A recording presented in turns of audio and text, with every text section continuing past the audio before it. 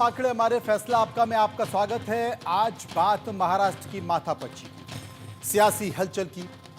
देवेंद्र का जोर है, शिंदे मजबूर है, अजीत भी कर रहे हैं खेल। शपथ की तारीख तय हो गई, शपथ की जगह तय है, शपथ का समय तय है, कितने लोग शपथ लेंगे ये भी तय है। लेकिन अगर कुछ तय नहीं है, अगर कुछ तय नहीं है तो वो है मुख्यमंत्री का चेहरा।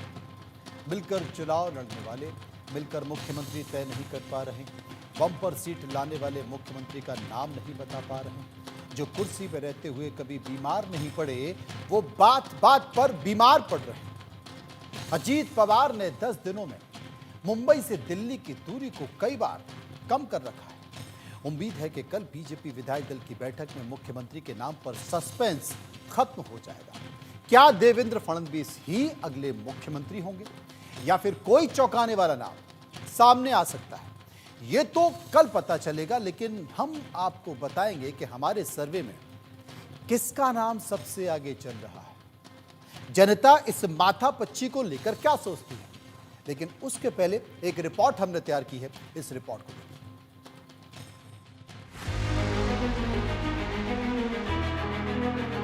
मुझे लगता है कि इस बार बारी भाजपा के सीएम बनने की होगी। कि कल देवेंद्र फडणवीस का ये नाम अनाउंस हो सकता है। सिर्फ चंद घंटों का इंतजार और महाराष्ट्र का सबसे बड़ा सियासी सस्पेंस खत्म हो जाएगा। कुछ ही पलों में साफ हो जाएगा कि महाराष्ट्र की सत्ता पर कौन राज करेगा, किसके सिर सत्ता का ताज सजेगा, कौन महाराष्ट्र का मुख्यमंत्री बनेगा। 4 दिसंबर सुबह 11 बजे मुंबई में बीजेपी विधायक दल की बैठक होगी। बीजेपी के दोनों पर्यवेक्षक वित्त मंत्री निर्मला सीतारमण और गुजरात के पूर्व सीएम विजय रूपाणी विधायकों से बातचीत करेंगे। बैठक में बीजेपी विधायक दल का नेता चुना जाएगा। दोनों पर्यवेक्षक इसकी रिपोर्ट पार्टी हाईकमान को सौंपेंगे और इसके साथ ही नए सीएम का ऐलान भी हो जाएगा। कल सुबह 11 बजे हमारे सभी विधायक दल की बैठक है और वहां हम लोग चर्चा विचारणा करेंगे और उसके बाद सर्वसम्मति से नेता की चुनाव होगी और उसका नाम हाईकमान को बताएंगे, फिर घोषित करेंगे। ये तो साफ है कि महाराष्ट्र बीजेपी का कोई नेता ही मुख्यमंत्री का चेहरा होगा और सीएम फेस की रेस में सबसे आगे देवेंद्र फडणवीस चल रहे हैं। महाराष्ट्र के नेता भी मान रहे हैं कि बीजेपी विधायक दल की बैठक में फडणवीस के नाम पर ही मोहर लगेगी। पता है कि कल देवेंद्र फडणवीस का ये नाम अनाउंस हो सकता है और देवेंद्र फडणवीस जी का कार्यकाल 2014 से 19 तक का बहुत अच्छा रहा है और अभी डिप्टी सीएम पद पर रहकर भी एकनाथ शिंदे के नेतृत्व उन्होंने काम भी किया है। तय माना जा रहा है कि फडणवीस ही सत्ता के सरताज बनेंगे और इस बीच महाराष्ट्र में पावर शेयरिंग का फॉर्मूला भी सामने आ गया है। सूत्रों के हवाले से खबर है कि महाराष्ट्र सरकार में बीजेपी के पास 21 से 22 विभाग होंगे। एकनाथ शिंदे की शिवसेना के 11 से 12 मंत्री होंगे, जबकि अजीत पवार की एनसीपी की ओर से सरकार में 10 मंत्री होंगे। सभी अभी अच्छे से हो रहा है, तीनों पार्टी के नेता एक साथ मिलके इसके ऊपर डिस्कशन कर रहे हैं और आपको देखने को मिलेगा 5 तारीख को बड़े धूमधाम से ये शपथ विधि ग्रहण 16 यहाँ संपन्न होगा। एकनाथ शिंदे जी सरकार में रहेंगे, इसके बारे में आज शाम में पता चलेगा। सबकी निगाहें एकनाथ शिंदे की ओर टिकी हुई हैं, क्योंकि उनके दिल में क्या चल रहा है यह भाप पाना मुश्किल है। हालांकि वो मुंबई पहुंच चुके हैं, शिवसेना के नेताओं के साथ बैठकें कर रहे हैं। मंथन का दौर जारी है, लेकिन इसी मंथन पर विरोधी तंज कसने लगे हैं। वो जो आंख उठाकर देख रहे हैं ना, ये सब दिल्ली का खेल है। अजीत पवार भी दिल्ली में मौजूद है। अरे ये सब दिल्ली, महाराष्ट्र में जो एक चल रही है मरकट लीला वो सब दिल्ली चला रही है। डमरू बजा रहे हैं, दिल्ली से लोग नाच रहे हैं। मुख्यमंत्री के नाम के ऐलान में हो रही देरी पर महायुति विरोधियों ने तंज कसना शुरू कर दिया है। हालांकि सीएम के शपथ की तारीख तय है, जगह तय है और वक्त भी 5 दिसंबर को शाम 5 बजे मुंबई के आजाद मैदान में महाराष्ट्र के नए मुख्यमंत्री का शपथ ग्रहण समारोह होगा, जिसके लिए तैयारियां जारी हैं। Bureau report, India news. इन्हीं तस्वीरों के इर्द गिर्द हम लोगों के पास गए, जनता के पास गए और वहां पर जाकर एक सर्वे किया है। कई सारे सवाल हैं जो हमने पूछे हैं और उन सवालों में जो पहला सवाल हमने जनता से पूछा, लोगों से पूछा, वो आपके सामने पहला सवाल था कि महायुति सरकार में आप किसे मुख्यमंत्री देखना चाहते हैं।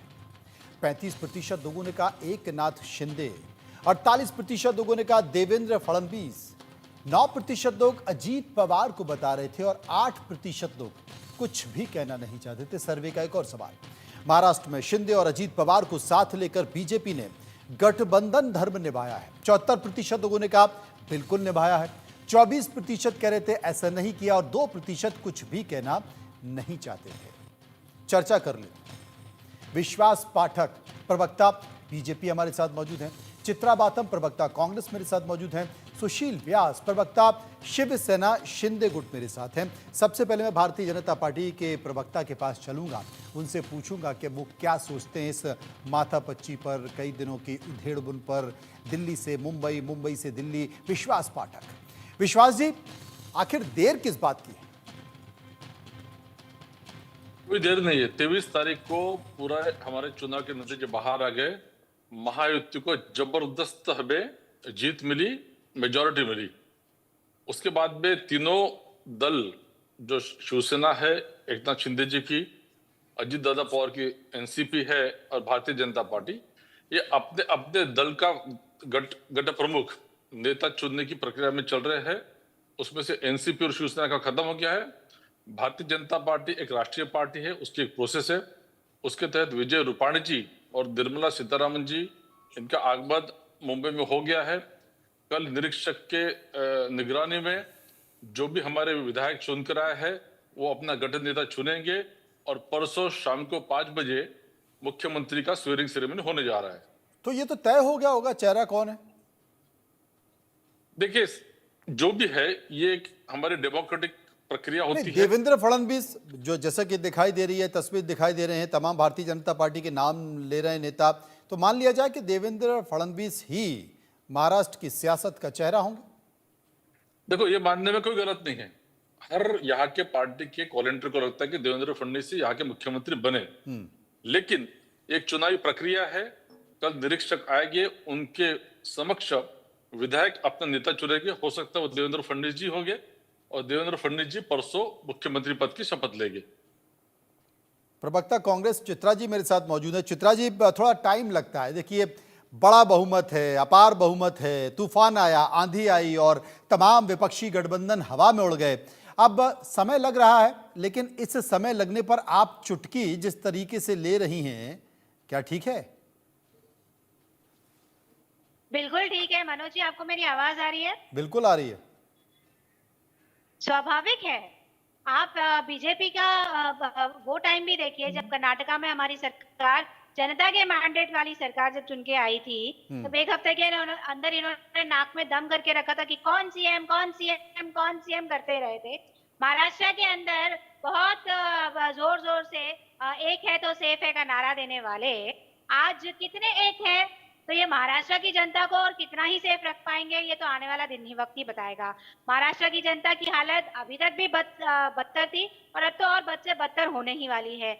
मैं आपसे पूछना चाहती हूँ कि 10 दिन के ऊपर हो गए, 10 दिन के ऊपर हो गए, बहुमत किसको मिला है, कौन सेकंड पे, कौन थर्ड पे है, ये प्रॉपरली जानने के बावजूद अगर इनके अंदर इतना सा ही एक डिसीजन लेने की क्षमता नहीं है, तो ये आगे आने वाले दिनों में महाराष्ट्र के लिए और कड़े डिसीजन कैसे ले पाएंगे, किस तरीके से जनता इन पे भरोसा रखेगी, ये तो वक्त ने बताना चाहिए। लेकिन मैं आपसे पूछना चाहूंगी कि एकनाथ शिंदे जी का इन्होंने एज अ मराठा चेहरा रख के जो लड़ा था विधानसभा का चुनाव, वो ही कंटिन्यू करने में इन्हें दिक्कत क्या आ रही है, वो एक बार इन्हें बताना भी चाहिए। आप लड़ाई करवाना चाह रही हैं? मुझे ऐसा लगता है कि जनता को, मतलब ये बात उठा के आप लड़ाई कराना चाह रही है। इस बात का अगर सुशील व्यास जी कहते तो मुझे समझ में भी आता, लेकिन आप जिस तरीके से उठा रही हैं, मुझे लगता है कि आप मौके की तलाश में है, उसका फायदा उठा रही हैं।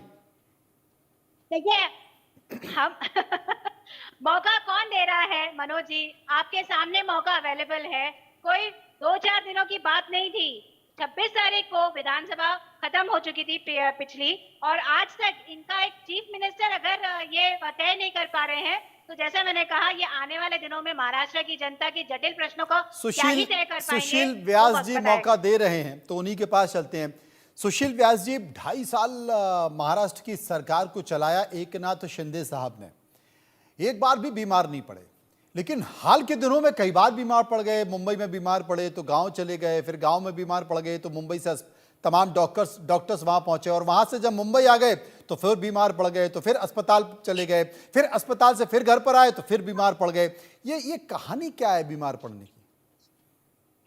मनोज जी, मुझे कहते हुए बड़ा कष्ट होता है कि हम लोग किसी की बीमारी को लेकर के इस तरह से सार्वजनिक रूप से चर्चा कर रहे हैं जी, जो दुर्भाग्यपूर्ण बात है। बीमार कोई भी आदमी हो सकता है, बीमारी कोई बिल्कुल मुहूर्त हो निकाल सकता के है। नहीं आती। नहीं, ये कहीं सियासी बीमारी तो नहीं है। और नहीं, सियासी बीमारी एकनाथ राव शिंदे को जिसने देखा है और जिसने उसके साथ काम किया है पूरे महाराष्ट्र ने 2.5 साल में, एक मजबूत नेता और सक्रिय नेता के रूप में, he was not Facebook live chief minister, he was face to face everywhere anywhere. जब चाहे वो नॉर्थ महाराष्ट्र हो, विदर्भ हो, मराठवाड़ा हो, दिन रात जब जरूरत पड़ी जनता के दुख सुख में खड़े रहे।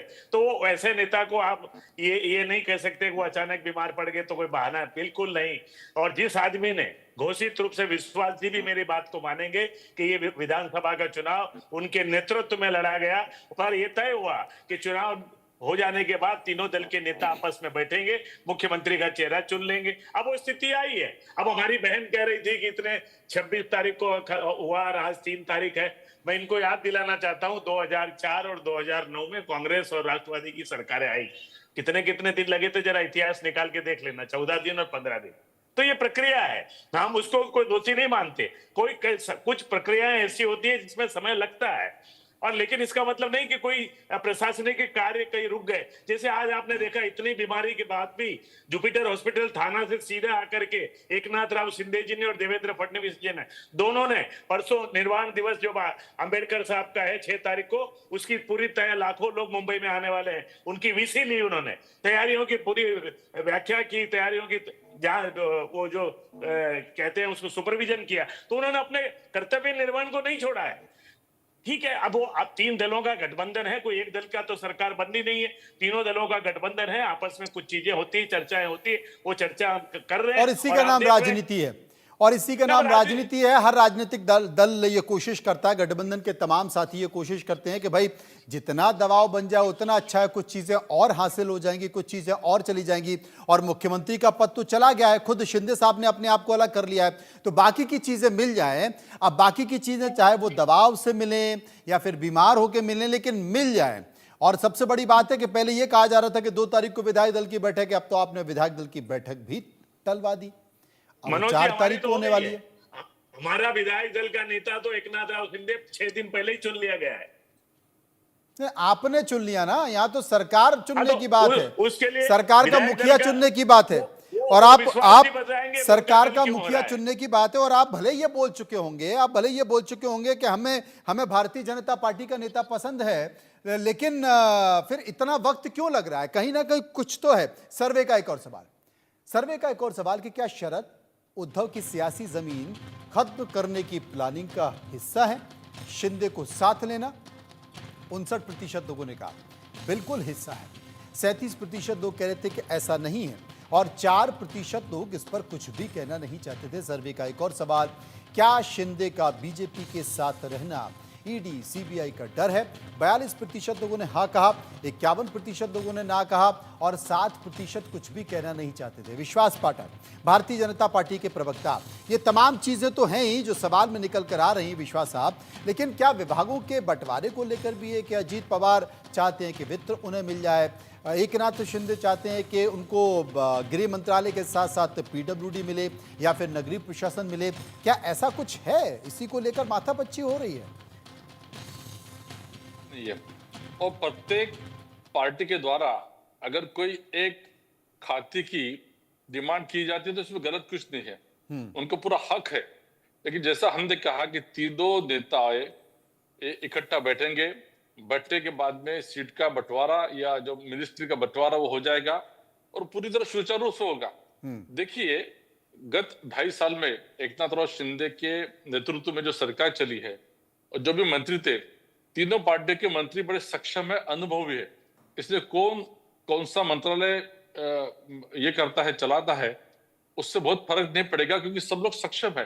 लेकिन हो सकता है राजनीति के हिसाब से, पार्टी के हिसाब से या वॉलंटियर्स जो है हमारे पार्टी के, उनके डिमांड के हिसाब से ऐसी डिमांड हो सकती है, किसी को गृह मंत्रालय चाहिए, किसी को वित्त मंत्रालय चाहिए, हो सकता है। लेकिन ये बातचीत का विषय है, इकट्ठा बैठ के ये सब सुलझा जाएगा। इसमें कोई दिक्कत नहीं है चित्रा जी, और अगर हो रहा है तो अच्छी चीज़ है, इसमें बुराई क्या है, क्योंकि जहां जहां आपकी सरकारें बनी हैं वहां पर भी इसी तरह की चीजें हुई हैं और राजनीति में ये सब चलता है। मनोज जी, अगर ये बहुत ही सीधा सरल सा रास्ते से अगर हमने आज ये मैंडेट देखा होता तो शायद हाँ बात अलग होती। लेकिन आज जो सिचुएशन है महाराष्ट्र में और महाराष्ट्र के जो राजनीतिक सिचुएशन है वो इसीलिए इस तरीके से उभर के आई है क्योंकि यहाँ पे एक चीज की कमी है तीनों दल में, वो है विश्वास। कोई भी एक दूसरे के ऊपर विश्वास नहीं रखना चाहता है, इसीलिए तोते की जान जो है हर कोई अपनी मुट्ठी में दबा के रखना चाहता है और इसीलिए ये विलंब हो रहा है कि अच्छी तरीके से नेगोशिएट करके जो आने वाले दिन है उनको कितने दिनों तक ये जो इन्होंने तोड़फोड़ की जो राजनीति की थी उसको और टाला जा सकता है, ये वो देखने की कोशिश कर रहे हैं। तो यहाँ पे बिकॉज विश्वास की बहुत कमी है इसीलिए ये विलंब हो रहा है। और जैसा मैंने कहा कि सीएम जो है, इन्होंने अगर जनता से वादा किया था, एकनाथ जी शिंदे के चेहरे पे अगर ये लड़े थे, मराठा समाज की बहुत आशाएं हैं उनके साथ, तो मुझे ऐसा लगता है कहीं ना कहीं इन्होंने उस चीज को प्राधान्य देना चाहिए और एकनाथ जी शिंदे की जो बीमारी है उसका पूरी तरीके से निवारण इन्होंने करना चाहिए। ये तो गजब हो गया चित्रा जी, आप एकनाथ जी की बीमारी के पूरी तरह से निराकरण की बात करें, कितनी चिंता है। सुशील जी देखिए मुस्कुरा रहे हैं। सुशील जी, सरकार बन रही है, विभागों को लेकर माथापच्ची हो रही है, कल तो खैर पर्यवेक्षक भी पहुंच रहे हैं और मुझे लगता है कि बड़ा फैसला हो भी जाएगा निश्चित तौर पर। लेकिन कहीं ऐसा तो नहीं कि अगर भारतीय जनता पार्टी ने कोई भी चेहरा तय कर लिया है, और उदाहरण के तौर पर मान लीजिए कि देवेंद्र फडणवीस का चेहरा तय कर लिया, तो ऐसा तो नहीं कि चेहरे का तौर पर कोई आपत्ति एकनाथ शिंदे को है? क्योंकि विभागों में इतनी परेशानी नहीं होनी चाहिए, विभागों को लेकर इतनी ज्यादा माथापच्ची और इतने दिन नहीं टलने चाहिए। कहीं ऐसा तो नहीं कि चेहरों को लेकर कोई राय, कोई बात एकनाथ शिंदे साहब की है? मनोज जी, एकनाथ राव जी शिंदे ने चुनाव के नतीजे आने के बाद 2 बार पत्रकार परिषद करी जी और सार्वजनिक रूप से कहा कि हमारे गठबंधन के सर्वोच्च नेता प्रधानमंत्री मोदी जी और अमित भाई शाह, हम तीनों दलों के नेताओं को आपस में बैठा के जो नाम दे देंगे उस नाम के नेतृत्व में हम सरकार बना के मजबूती से महाराष्ट्र की जनता की सेवा आने वाले 5 वर्ष तक करेंगे। अब कहाँ विवाद है? अब विवाद उनको दिखता है जो हताशा निराशा में इस लायक भी नहीं बचे। अच्छा, एक बात बताइए व्यास जी, एक बात मुझे बता दीजिए। मनोज जी, 5 सेकंड। अच्छा ठीक है। हमारी बहन हमारे पे कह रही थी आपस में लड़ने की बात, पहले आप तो बता दीजिए कि आपके जो नेता विरोधी दल बनाने की स्थिति में आपने, तो आपका नेता कौन होगा 46 लोगों का, ये तो बता दीजिए। हम तो ठीक है चला लेंगे, 46 के 46 नेता होंगे, इनके यहाँ 46 के 46 नेता होंगे। भैया आप आए हैं सरकार में, भैया आप आए हैं, जिम्मेदारी आपके ऊपर ज्यादा होती है। सवाल दूसरों से पूछने से पहले आपके ऊपर जो प्रश्न उठे उसका थोड़ा नहीं, उसकी महाराष्ट्र अपनी जो जिम्मेदारियां हैं उसके लिए देख रहा है कि कौन उस निराकरण करने वाला है। महाराष्ट्र की जनता को और त्रस्त ना व्यास जी, मैं आपसे एक बात पूछना चाहता हूँ, व्यास जी मैं आपसे एक बात पूछना चाहता हूँ। अभी सुन लीजिए, जैसे ही बहुमत आया, बहुमत के कुछ घंटे बाद ये साफ तौर पर एकनाथ शिंदे साहब ने कह दिया, वो समझ भी गए थे, हवा का रुख बहुत अच्छी तरह से समझते हैं एकनाथ शिंदे साहब। उन्होंने कहा कि भाई बीजेपी का ही प्रधानमंत्री होगा, प्रधानमंत्री जिसका नाम दे देंगे हम मुख्यमंत्री तौर पर स्वीकार कर लेंगे। लेकिन अभी माफ कीजिए, 24 घंटे पहले भावनाएं बाहर आई थी एकनाथ शिंदे साहब की, और उन्होंने कहा था कि मेरा चेहरा देखकर लोगों ने महाराष्ट्र में वोट किया है, मुझे मुख्यमंत्री के तौर पर देख के वोट किया है और जनता भी मुझे मुख्यमंत्री देखना चाहती है। अब ये स्टेटमेंट क्यों दिया उन्होंने? मनोज जी, आपने महाराष्ट्र के 288 विधानसभा क्षेत्रों में नतीजे आने के बाद अगर विपक्ष की सीटें छोड़ दें 46 या 45 जो भी है, तो करीब 240 सीटों पर हर चुनाव क्षेत्र में बैनर लगे अपने निर्वाचित विधायक के फेवर में कि हम इनको मंत्री के रूप में देखना चाहते हैं। अजीत दादा के फेवर में कई जगह लगे मुख्यमंत्री। तो ये अपने अपने कार्यकर्ताओं की भावना होती है, वो अपने नेता को देखना चाहता है। मैं भी देखना चाहता हूं मेरे नेता को, लेकिन गठबंधन की जब हम राजनीति करते हैं तो आपस में मिल बैठ करके समन्वय से कोई काम होता है। समन्वय का तरीका है हमारे सर्वोच्च नेता मोदी जी और उस अमित शाह जी, जो हम तीनों को बैठा के आपस में तय कर देंगे। वो हमने कहा है घोषित रूप से तीनों दलों ने कि हम उसको मानेंगे, किंतु परंतु के बिना। कहां कोई विवाद है इसमें? तो फिर इतने दिन क्यों लग गए? वो तो आप देख रहे हैं क्यों लग गए। वो प्रक्रिया चल रही है, प्रक्रिया रुकी नहीं है कहीं। अच्छा, कोई प्रक्रिया रुकी नहीं है। बड़ी लंबी प्रक्रिया आपकी। 4 जून संवैधानिक है। विधानसभा का समय खत्म हो गया, विधानसभा का समय खत्म हो गया और प्रक्रिया आपकी चलती जा रही है। मनोज जी, क्या पहली बार कोई कार्यवाहक मुख्यमंत्री बना है क्या इस देश के अंदर? इसके पहले नहीं रहे क्या? उद्धव ठाकरे जी नहीं थे क्या 2019 में? मजबूरी में ना, वो भी मजबूरी में जो थे। मैं मजबूती में नहीं जाना चाहता। जो हम पे अंगुली उठाता तो 4 अंगुली अपनी तरफ आती, समझ लेना। 2019 में उद्धव ठाकरे जी कार्यवाहक नहीं रहे थे क्या? विश्वास पाठक जी, आप माने नहीं माने, लेकिन देखिए शिवसेना शिंदे गुट मानता है कि साहब महाराष्ट्र की जनता ने तो चेहरे के तौर पर अगर किसी को माना मुख्यमंत्री के तौर पर, तो मुख्यमंत्री के तौर पर वोट अगर दिया है तो एकनाथ शिंदे को ही दिया है, देवेंद्र फडणवीस को नहीं दिया। ये बात सच है। हम एकनाथ शिंदे जो मुख्यमंत्री थे उनके नेतृत्व में हमने इलेक्शन लड़े, लेकिन ये कहते हो कि ये महायुति की एक इलेक्शन स्ट्रेटेजी थी जिसमें नरेंद्र मोदी जी प्रधानमंत्री थे, अमित भाई शाह उसको ड्राइव कर रहे थे। यहाँ पर देवेंद्र फडणवीस भाजपा की तरफ से एक नेता थे और अजीत दादा पवार राष्ट्रवादी की तरफ से नेता थे। तीनों नेताओं ने मिलकर ये सब किया है। अब अगर आप भारतीय जनता पार्टी की बात करते हैं तो भारतीय जनता पार्टी लगातार तीसरे बार 100 से ज्यादा सीटें लेकर चुनकर आ रही है। 2014 में उन्होंने 122 सीटें जीती थी, 2019 में 106 जीती थी और अभी 132 जीती है और बाकी अन्य मिला के 137 हो गए। यानी करीब करीब मेजोरिटी के पास Bharatiya Janata party at its own है। लेकिन महायुति का धर्म निभाते हुए हमें साथ में चलना है और इसीलिए हमने हमारा मुख्यमंत्री ऐसा घोषित नहीं किया। तीनों दल के नेता बैठेंगे, हमारे विधायक दल कल गठ नेता चुनेंगे और उसके बाद में मुख्यमंत्री का चयन होगा। ये प्रक्रिया है और उसमें पूरे महाराष्ट्र की तरफ से एक मैंडेट है कि इस बार, अभी तक एकनाथ जी शिंदे ने अच्छा काम किया, लेकिन इस बार देवेंद्र फडणवीस जी को क्यों ना मुख्यमंत्री बनाए, इस प्रकार का मैंडेट है। इसलिए उसी प्रकार से विचार विमर्श होके मुख्यमंत्री का चेहरा आगे आएगा। विश्वास जी, ये तो आप मानते हैं कि पिछली बार भी जब एकनाथ शिंदे मुख्यमंत्री बने और एकनाथ शिंदे जब आए, अपनी शिवसेना को तोड़कर एकनाथ शिंदे शिवसेना बनी, तब भी मुख्यमंत्री देवेंद्र फडणवीस ही बनना चाहते थे और उनके बारे में भी तय था। लेकिन अचानक से फ्लाइट का टिकट हो गया और टिकट होकर वो दिल्ली पहुंच गए और दिल्ली में जाकर महाराष्ट्र की पूरी सियासत पलट गई और देवेंद्र फडणवीस पीछे छूट गए और एकनाथ शिंदे मुख्यमंत्री की कुर्सी पर बैठ गए। मजबूरन देवेंद्र फडणवीस को उप मुख्यमंत्री बनना पड़ा। आप मानते हैं ना इस बात को? नहीं, बिल्कुल नहीं मानते। अच्छा, बात ऐसी है, 2019 में शिवसेना और भारतीय जनता पार्टी को क्लियर कट मेजोरिटी मिली। हाँ। उसके बाद में उद्धव ठाकरे ने धोखाधड़ी की, दूसरी सरकारें। उसके बाद में भारतीय जनता पार्टी जो थी पावर के बाहर थी। एकनाथ शिंदे ने हिम्मत जुटा के वापस वो भारतीय जनता पार्टी के साथ आई थी। सिचुएशन डिमांडेड कि एकनाथ शिंदे जी को उसका गिफ्ट देना जरूरी है। उन्होंने जो प्रयास किया वो महाराष्ट्र के स्टेबिलिटी के लिए जरूरी था, महाराष्ट्र के हित के लिए जरूरी था। इसलिए एकनाथ शिंदे को मुख्यमंत्री बनाना ये एकदम सही कदम था। उस समय देवेंद्र फडणवीस जी ने इतना ही कहा था कि मुझे आप संगठन के लिए रिलीव कर दो, मैं काम करना चाहता हूं, मैं सरकार के बाहर से काम करूं, उतना ही उन्होंने कहा। लेकिन जब पार्टी ने आदेश दिया कि नहीं आपको सरकार में रहना है, उन्होंने बात मान ली। उप मुख्यमंत्री पद के तहत वो एकनाथ जी के साथ में काम किया था। 14 से 19 एकनाथ जी शिंदे मुख्यमंत्री देवेंद्र फडणवीस जी के नेतृत्व में काम कर रहे थे। तो ये तो गठबंधन की बात है।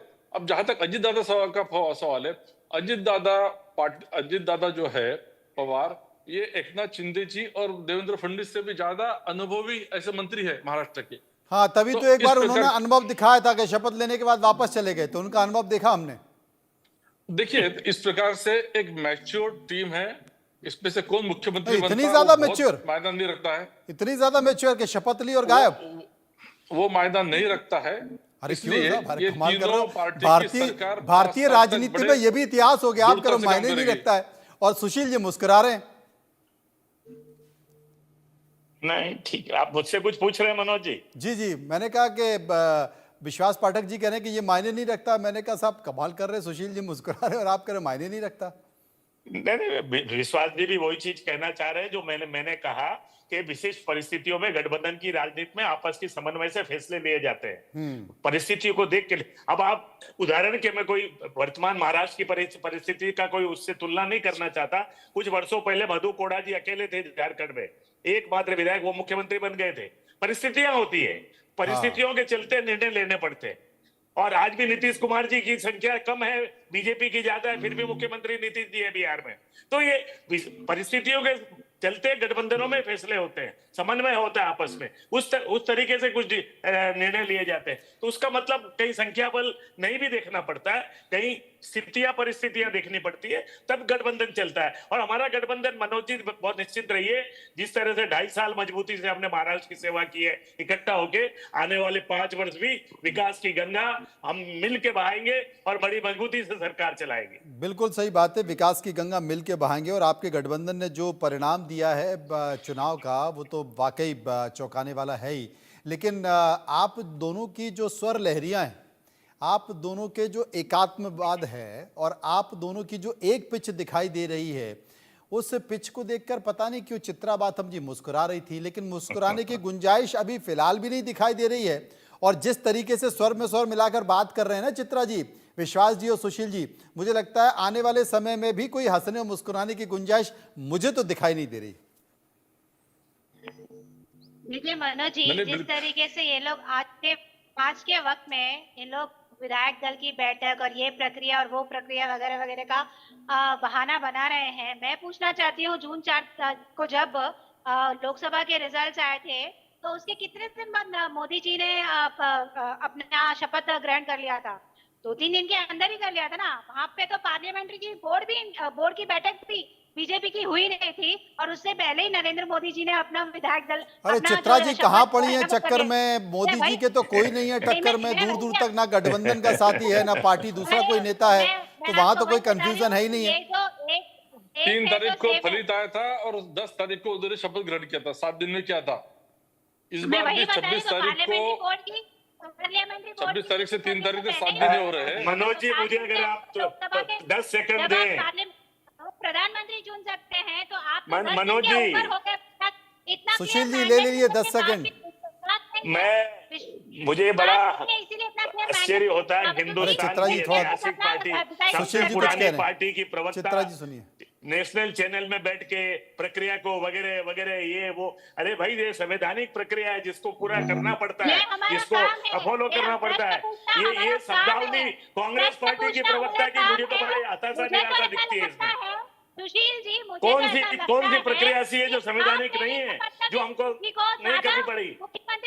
कुछ भी बोल देंगे चैनल पे आके तो नहीं माना जाएगा ना, संवैधानिक प्रक्रिया। देखिए शिंदे साहब, देखिए सुशील जी, अब चित्रा जी के पास कुछ और तो है ही नहीं।